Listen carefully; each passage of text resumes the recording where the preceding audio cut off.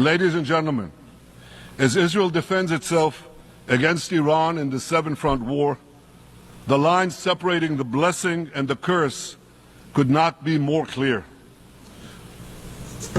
This is the map I presented here last year. It's a map of a blessing. It shows Israel and its Arab partners forming a land bridge connecting Asia and Europe between the Indian Ocean and the Mediterranean Sea. Across this bridge, we will lay rail lines, energy pipelines, fiber optic cables, and this will serve the betterment of 2 billion people. Now look at this second map. It's a map. Look at the second map. It's a map of a curse. It's a map of an arc of terror that Iran has created and imposed from the Indian Ocean to the Mediterranean. Iran's malignant arc has shut down international waterways. It cuts off trade. It destroys millions, destroys nations from within, and inflicts misery on millions. On the one hand,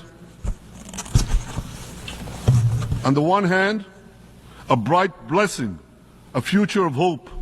On the other hand, a dark future of despair. And if you think this dark map is only a curse for Israel, if you think that, then you should think again. Because Iran's aggression, if it's not checked, will endanger every single country in the Middle East and many, many countries in the rest of the world. Because Iran seeks to impose its radicalism well beyond the Middle East. That's why it funds terror networks on 5 continents. That's why it builds ballistic missiles for nuclear warheads to threaten the entire world. For too long, the world has appeased Iran. It turns a blind eye to its internal repression. It turns a blind eye to its external aggression. Well, that appeasement must end. And that appeasement must end now.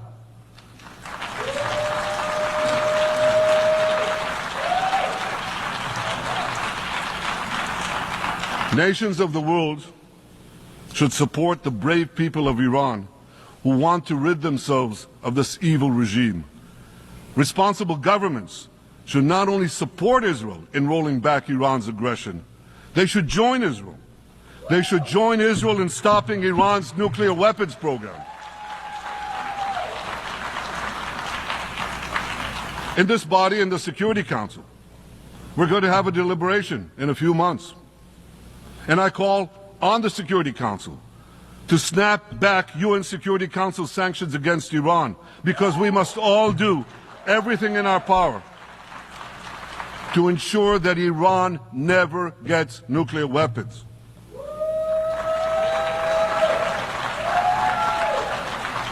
For decades, I've been warning the world against Iran's nuclear program. Our actions delayed this program by perhaps a decade. But we haven't stopped it.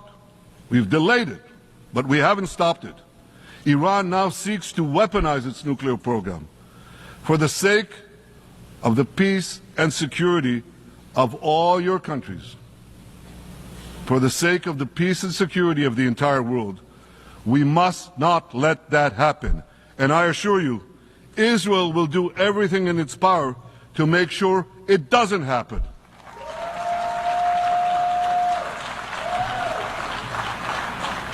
So, ladies and gentlemen, the question before us is simple. Which of these 2 maps that I showed you will shape our future? Will it be the blessings of peace and prosperity for Israel, our Arab partners, and the rest of the world?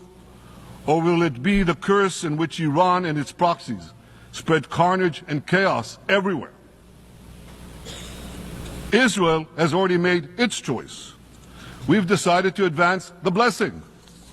We're building a partnership for peace with our Arab neighbors while fighting the forces of terror that threaten that peace. For nearly a year, the brave men and women of the IDF have been systematically crushing Hamas's terror army that once ruled Gaza. On October 7th, the day of that invasion into Israel, That terror army numbered nearly 40,000 terrorists.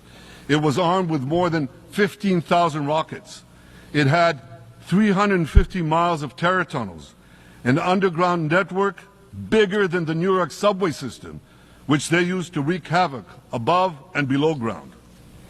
A year later, the IDF has killed or captured more than half of these terrorists, destroyed over 90% of their rocket arsenal, and eliminated the key segments of their terror tunnel network. In major military operations,